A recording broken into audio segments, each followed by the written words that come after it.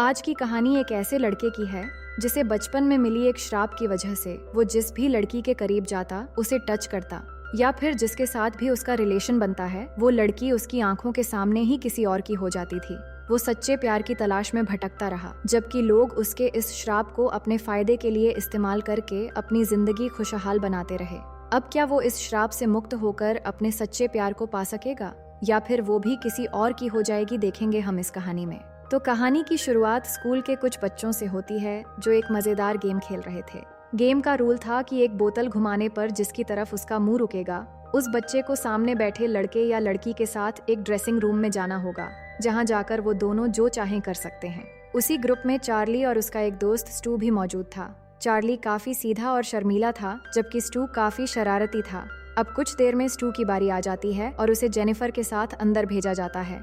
वो बहुत ही खुश होकर अंदर जाता है, लेकिन जेनिफर उसे पसंद नहीं करती थी।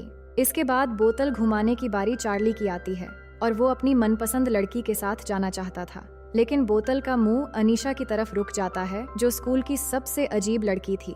वो चार्ली को अंदर ले जाती है और बताती है कि वो काफी समय से उसे पसंद करती है। चार्ली कहता है कि उसे देखकर प्यार नहीं डर लगता है, पर अनीशा उसे किस करने के लिए कहती है, लेकिन चार्ली इस सब के लिए तैयार नहीं था और वो डर के मारे बाहर निकल आता है। चार्ली का ऐसा करना अनीशा को बिल्कुल पसंद नहीं आता और वो गुस्से में उसे श्राप दे देती है कि चार्ली जिंदगी भर प्यार के लिए तरसेगा और जिस भी लड़की के साथ रिलेशन बनाएगा वो उसकी ना होकर किसी दूसरे की लाइफ पार्टनर बन जाएगी। फिर जाते वक्त उसके सिर से कुछ बाल भी अपने साथ लेकर चली जाती है। उस समय किसी को अंदाजा भी नहीं था कि ये बात आगे जाकर कितनी बड़ी परेशानी बनने वाली है। इसके बाद कहानी कई साल आगे बढ़ती है, जहाँ अब चार्ली और स्टू दोनों बड़े हो चुके हैं और अपनी अपनी जिंदगी में अच्छे मुकाम पर पहुंच चुके हैं। चार्ली एक डेंटिस्ट है, जबकि स्टू एक प्लास्टिक सर्जन बन गया है। दिलचस्प बात ये थी कि दोनों के क्लिनिक एक ही बिल्डिंग में थे, इसलिए उनकी मुलाकात लगभग रोज हो जाती थी। एक दिन दोनों अपने एक दोस्त की शादी में पहुंचते हैं, जहां पहले से काफी सारे मेहमान मौजूद थे, लेकिन एक मोमेंट पर अचानक दुल्हन सबके सामने चार्ली का शुक्रिया अदा करने लगती है और कहती है कि आज उसकी शादी होने की वजह सिर्फ चार्ली ही है। ये सुनकर चार्ली को थोड़ी हैरानी होती है कि किस चीज के लिए उसे इतना थैंक्स दिया जा रहा है। असल में चार्ली उस दुल्हन को कुछ दिनों से डेट कर रहा था और धीरे धीरे उनका रिश्ता गहरा होने लगा था, पर जैसे ही वो एक दूसरे के करीब आए तभी अचानक दोनों का ब्रेकअप हो गया और उसने किसी और से शादी करने का फैसला कर लिया। ये बात सब जानते थे, पर किसी को कोई फर्क नहीं पड़ता। तभी चार्ली के पास वाली टेबल पर बैठी दो लड़कियां उसका नाम सुनते ही आपस में कुछ फुसफुसाने लगती हैं, जिससे चार्ली की कंफ्यूजन बढ़ जाती है। इस दौरान शादी में एंट्री होती है कैम नाम की एक खूबसूरत लड़की की और उसे देखते ही चार्ली की धड़कनें तेज हो जाती हैं। इसके बाद कैम से उसकी मुलाकात होती है। दोनों के बीच बातचीत शुरू होती है। कैम का बिहेवियर काफी फ्रेंडली था, इसलिए चार्ली भी उसके साथ कंफर्टेबल महसूस करता है। कैम अपने बारे में बताती है कि वो एक्वा वर्ल्ड में पेंगुइन्स की देखभाल करने का काम करती है और चार्ली भी अपना डेंटिस्ट वाला कार्ड देकर अपने बारे में बताता है। इसके बाद अगले दिन जब चार्ली अपने क्लिनिक पहुंचता है तो वेटिंग एरिया का नजारा देखकर दंग रह जाता है। जहां पहले ज्यादातर बूढ़े लोग इलाज के लिए आते थे, वहीं आज खूबसूरत और जवान लड़कियों की भीड़ लगी हुई थी और वो सबके सब अपनी कोई स्पेशल ट्रीटमेंट कराने के लिए उससे रिक्वेस्ट करने लगती हैं। उसे समझ नहीं आता कि अचानक ये सब उल्टा क्यों पड़ रहा है। इस बारे में बात करने वो स्टू के पास जाता है, जहां वो एक लड़की के सर्जरी करने में लगा हुआ था। चार्ली उसे बाहर ले जाकर कहता है कि आजकल लड़कियां कुछ ज्यादा ही उस पर फिदा होने लगी हैं। तभी रास्ते में उसे कैरोल नाम की एक लड़की मिलती है जिसकी शादी होने वाली है। दरअसल कैरोल के साथ भी उसका रिलेशन था, पर जैसे ही वो एक दूसरे के करीब आए तो उनका भी ब्रेकअप हो गया। कैरोल कहती है कि वो उसके लिए एक लकी चार्म है, जिससे मिलने के कुछ समय बाद आज उसकी शादी होने वाली है। चार्ली को ये सब सुनकर अजीब लगता है और घर लौट जाता है।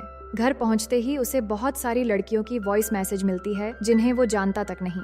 वो सब बस किसी तरह उससे मिलना चाहते हैं। दूसरी तरफ हम कैम को देखते हैं, जो अपने भाई जो के साथ पेंगुइन एक्वेरियम में थी और पेंगुइन्स को खाना खिला रही थी। तभी अचानक उसका पैर फिसलता है और संतुलन बिगड़कर वो सीधे जाकर पानी में गिर जाती है। इस हादसे में उसका एक दांत टूट जाता है और उसका भाई उसे देखकर हंसने लगता है।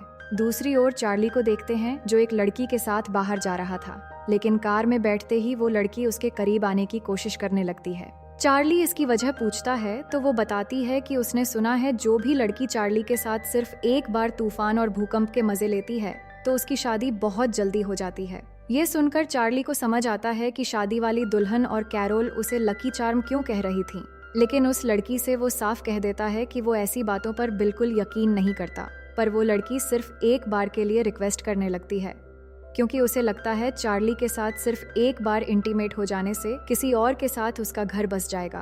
तभी उसके फोन पर कैम का कॉल आता है, जो बताती है कि उसका एक दांत टूट गया है और वो इमरजेंसी में मिलना चाहती है। ये सुनते ही चार्ली उसे तुरंत क्लिनिक आने के लिए कहता है। कुछ समय में कैम वहां पहुंच जाती है और जांच करने के बाद चार्ली उसे भरोसा दिलाता है कि घबराने की बात नहीं है, कुछ घंटों में दर्द कम हो जाएगा और दांत उसने फिक्स कर दिया है। लेकिन उस दौरान अचानक कैम के हाथ से चार्ली की पीठ पर नाइफ लग जाता है और उसे चोट लग जाती है। कैम उससे माफी मांगती है कि हर बार उसके साथ कुछ न कुछ अजीब होता रहता है।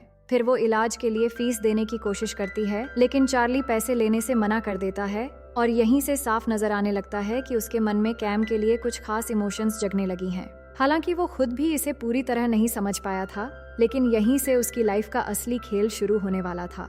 इसके बाद कैम वहां से चली जाती है और काम खत्म होने पर चार्ली भी क्लिनिक बंद करके निकलने लगता है। तभी कैम वापस आ जाती है और बताती है कि उसकी कार स्टार्ट नहीं हो रही।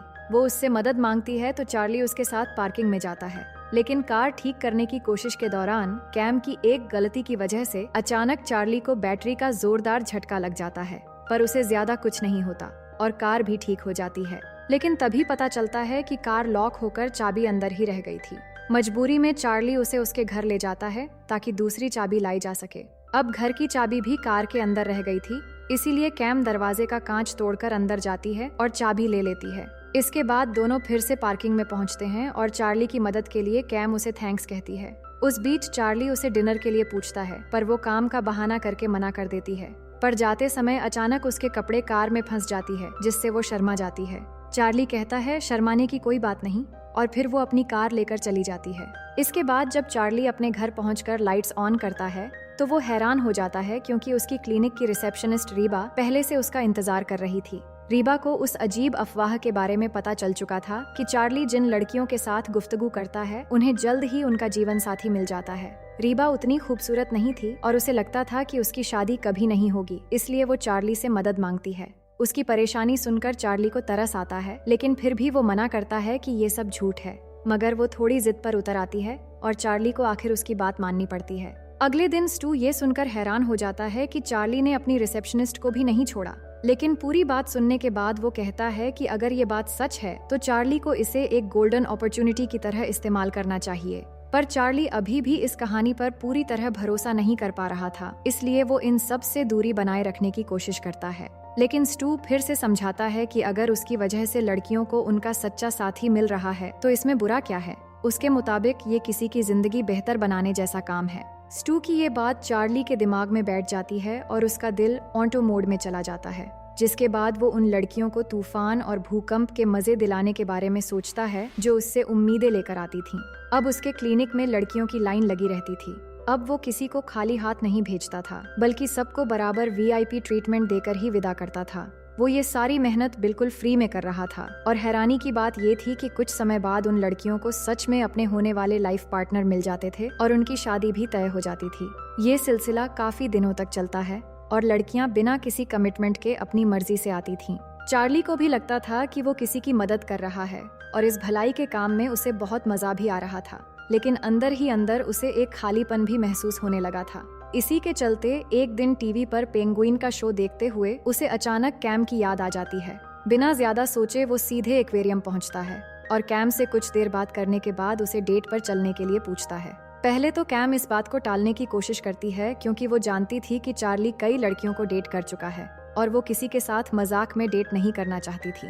लेकिन चार्ली ट्राई करता रहता है और आखिर में कैम उसकी बात मान जाती है। इसके बाद दोनों साथ में समय बिताने लगते हैं। उनकी बातचीत बढ़ती है, हंसी मजाक होता है और धीरे धीरे उनके बीच नजदीकियां बढ़ती हुई नजर आती हैं। कैम उससे उसकी लकी चार्म वाली बात के बारे में पूछती है कि ये चीज आखिर क्या है। चार्ली सच बताता है कि लड़कियों का मानना है कि उसके साथ एक रात बिताने से उन्हें उनका सच्चा लाइफ पार्टनर मिल जाता है, पर कैम कहती है कि ये लड़कियों के मन का एक भ्रम भी तो हो सकता है। ऐसे ही दोनों के बीच बातें होती रहती हैं और आखिर में दोनों किस भी करते हैं। अब उनका रिश्ता पहले से कहीं ज्यादा मजबूत महसूस होने लगता है। फिर एक दिन दोनों कहीं जा रहे थे, पर रास्ते में ही कैम उसे किस करने लगती है और ऐसे ही किस करते करते दोनों घर तक पहुंच जाते हैं। कैम अब सारी दूरियों को मिटाकर उसके करीब आना चाहती है और चार्ली भी उस वक्त बहुत खुश था। लेकिन ठीक उसी समय चार्ली के फोन पर स्टू का कॉल आता है। वो घबराते हुए बताता है कि उसने सारे रिकॉर्ड चेक किए हैं और अब तक चार्ली जितने भी लड़कियों के साथ जुड़ा था उन सभी की शादी हो चुकी है। स्टू का कहना था कि अगर चार्ली और कैम का रिश्ता भी उसी दिशा में बढ़ा तो शायद कैम भी किसी दूसरे आदमी के साथ शादी कर लेगी। ये सुनते ही चार्ली के पैरों तले जमीन खिसक जाती है कि ये अजीब बात सच कैसे हो सकती है। इस बीच कैम भी उसे पास बुला रही थी और उसके लिए ये मूवमेंट छोड़ना बहुत ही मुश्किल हो रहा था, लेकिन फिर भी वो बहाना करके तुरंत वहाँ से निकल जाता है और स्टू से मिलने पहुँचता है। दोनों फैसला करते हैं कि आखिरी बार इस चीज की सच्चाई को परखा जाएगा। इसके बाद स्टू उसे एक मोटी लड़की दिखाकर बताता है कि अगर इस शहर की सारी लड़कियों की शादी किसी तरह हो भी जाए, लेकिन इस मोटी से कोई भी शादी करना नहीं चाहेगा, इसलिए तुझे इस पर अपना लकी चार्म आजमाना चाहिए। इसके बाद चार्ली डरते हुए उस लड़की के पास जाता है और उससे डिनर की बात करता है। लड़की थोड़ा सोचने के बाद मान जाती है और शाम को चार्ली अपनी लकी चार्म आजमाने के लिए न चाहते हुए भी उस मोटी को अपनी VIP ट्रीटमेंट देता है, जिससे उसकी हालत थोड़ी खराब भी हो जाती है। इसके बाद दोनों कुछ दिन इंतजार करने का फैसला करते हैं ताकि देखा जा सके कि उस लड़की के साथ भी वही होता है या नहीं। इस बीच चार्ली कैम से दूरी बनाने लगता है और वो कॉल पर उससे कहता है कि उसकी तबीयत ठीक नहीं है और कुछ दिनों तक वो सिर्फ फोन पर ही बात करेंगे। और इसी तरह 2 हफ्ते गुजर जाते हैं। फिर वो एक दिन स्टू से कहता है कि वो उस मोटी लड़की से मिले और उसे शादी के लिए प्रपोज करें। चार्ली को लग रहा था कि अगर वो लड़की मना कर देगी तो ये साबित हो जाएगा कि उसकी लकी चार्म वाली बात झूठ है। स्टू भी मना नहीं कर पाता और उससे मिलने जाता है, पर वो मोटी लड़की मना कर देती है, जिससे चार्ली को पक्का यकीन हो जाता है कि ये लकी चार्म वाली अफवाह बिल्कुल झूठ है। अब उसी रात चार्ली और कैम फिर से बात करते करते मिलने के लिए बेताब हो जाते हैं। अब सब कुछ क्लियर हो चुका था, इसलिए चार्ली डॉक्टर खेलने उससे मिलने पहुंच जाता है। चार्ली सच में कैम को प्यार करने लगा था और उसे यकीन था कि उस गलत फहमी वाली बात से अब कुछ नहीं होगा। इसके बाद चार्ली का स्पेशल ट्रीटमेंट शुरू होता है, जो पिछली बार अधूरी रह गई थी। लेकिन आधी रात को चार्ली टीवी पर एक न्यूज देखता है, जिस मोटी लड़की को उन्होंने टेस्टिंग के लिए चुना था उसकी शादी हो चुकी थी। वो गुस्से में स्टू को फोन करता है कि आखिर क्या हुआ था। स्टू बताता है कि वो उस लड़की के सामने गया था, पर शादी के लिए नहीं पूछा क्योंकि वो रिस्क नहीं लेना चाहता था। ये सुनते ही चार्ली को यकीन हो जाता है कि जो कुछ हो रहा है वो कोई इत्तेफाक नहीं है।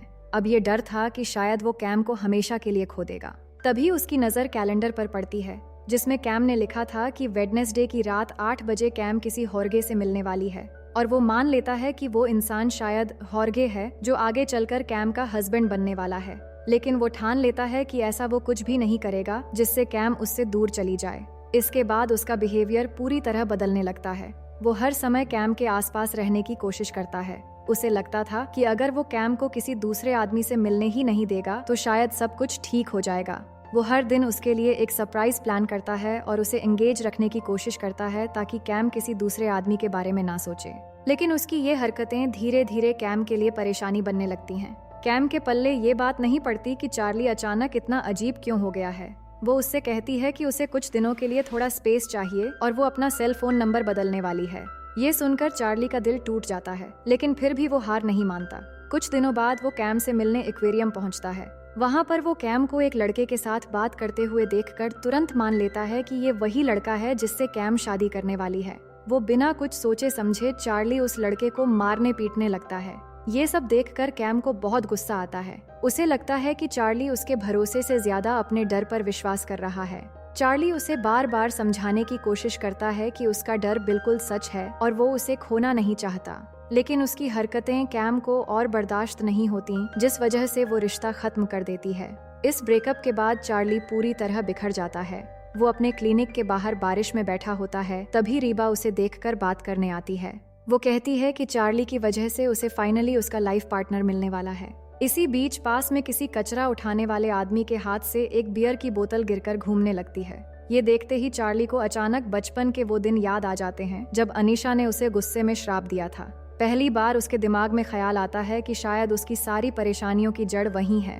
वो बिना देर किए स्टू को साथ लेता है और अनीशा का एड्रेस निकालकर उसके घर पहुंच जाता है। अनीशा दरवाजा खोलती है तो शुरू में उसे पहचान नहीं पाती, लेकिन वो बचपन की पुरानी बात याद दिलाता है तो उसे सब कुछ याद आ जाता है। चार्ली उससे रिक्वेस्ट करता है कि अगर उसने सच में कोई श्राप दिया है तो उसे वापस ले ले, नहीं तो वो जिसे दिल से चाहता है वो हमेशा के लिए उससे दूर हो जाएगी। लेकिन अनीशा हंसते हुए कहती है कि वो तो एक बचपना था और ऐसा कोई भी श्राप था ही नहीं। उसने तो गुस्से में बस कुछ भी कह दिया था जिसका कोई मतलब नहीं था। फिर वो चार्ली को समझाती है कि अगर कैम उससे दूर जाना चाहती है तो उसे मजबूर करने के बजाय उसका फैसला एक्सेप्ट करना चाहिए। उस श्राप वाली बात में कोई सच्चाई नहीं है और उसे समझना चाहिए कि अगर कोई हमारे लिए बना है तो एक न एक दिन वो हमारा होकर रहता है। ये बात चार्ली के दिल को छू जाती है और उसे पहली बार समझ आता है कि वही ज्यादा पॉजेसिव होकर सारी गलती कर रहा था। फिर वो घर लौटने के बाद एक अलग फैसला करता है। वो मिस्टर हावर्ड को फोन करता है जो पेंगुइन पर रिसर्च करने वाले टॉप साइंटिस्ट्स में से एक थे। कैम ने एक बार बताया था कि उसका सबसे बड़ा सपना हावर्ड से मिलना है, इसलिए वो उसके लिए ये मौका तैयार करता है। इसके बाद मिस्टर हावर्ड आकर कैम से मिलते हैं और उन्हें हम एक्वेरियम में भी एक साथ समय बिताते हुए देखते हैं। दूर खड़ा चार्ली उन्हें देखकर मुस्कुरा रहा था क्योंकि पहली बार वो कैम की खुशी को अपनी खुशी से ऊपर रख रहा था। अब अगले दिन स्टू आकर उसे खबर देता है कि कैम हावर्ड के साथ हमेशा के लिए जा रही है और शायद वापस नहीं आएगी। ये सुनते ही चार्ली को एहसास होता है कि अगर उसने अब अपने दिल की बात नहीं कही तो शायद हमेशा के लिए देर हो जाएगी। वो फौरन एयरपोर्ट पहुंचता है और क्योंकि टिकट के बिना वो फ्लाइट के अंदर नहीं जा सकता था, इसलिए उसी फ्लाइट का टिकट खरीद लेता है। फिर किसी तरह फ्लाइट के अंदर पहुंचने के बाद वो कैम से मिलता है और सबके सामने उसे अपने दिल की बात कहने लगता है। वो कहता है कि वो अपने पास्ट और लकी चार्म वाली बात को पीछे छोड़कर प्रेजेंट में जीना चाहता है और पूरी जिंदगी वो कैम के लिए कुछ भी कर सकता है। उसी समय पता चलता है कि कैम बस कुछ दिनों की रिसर्च के लिए हावर्ड के साथ जा रही थी और हावर्ड पहले से शादीशुदा है, जिसके मन में कैम के लिए वैसी कोई इंटेंशन नहीं थी। इससे चार्ली का सबसे बड़ा डर झूठा साबित हो जाता है, जिसके बाद वो कैम को अंगूठी देकर शादी के लिए पूछता है और फ्लाइट टेक ऑफ होने से पहले बाहर निकलने लगता है। कुछ पल के लिए कैम बिल्कुल शांत हो जाती है, लेकिन फिर उसे बुलाकर उसका प्रपोजल एक्सेप्ट कर लेती है।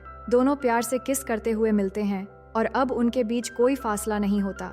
लेकिन आखिरी सीन में अनीशा को दिखाया जाता है जो एक पुराने ब्लैक कलर के बॉक्स से एक गुड़िया निकालती है। उस गुड़िया पर चार्ली के बचपन की तस्वीर और उसके कुछ बाल भी रखे हुए थे। अनीशा गुड़िया पर लगे हुए एक कील को निकाल लेती है और ये देखकर एक नया सवाल खड़ा हो जाता है कि शायद अनीशा सच नहीं बोल रही थी और जो कुछ चार्ली के साथ हो रहा था उसके पीछे वाकई अनीशा का दिया हुआ श्राप था। लेकिन अब चार्ली और कैम एक दूसरे के साथ बहुत खुश नजर आ रहे थे और इसी के साथ कहानी यहीं पर खत्म हो जाती है। तो दोस्तों, उम्मीद करती हूँ कि ये कहानी आपको बेहद पसंद आई होगी।